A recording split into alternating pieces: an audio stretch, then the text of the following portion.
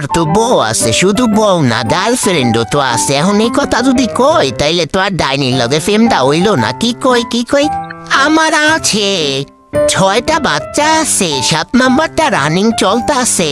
এখন অক করে ঠিক আছে, এখন ডাইনি বিশ্বাস করবো না, ডাইনি সিঙ্গেল মনে কইরা আমার ফেমে পড়বো।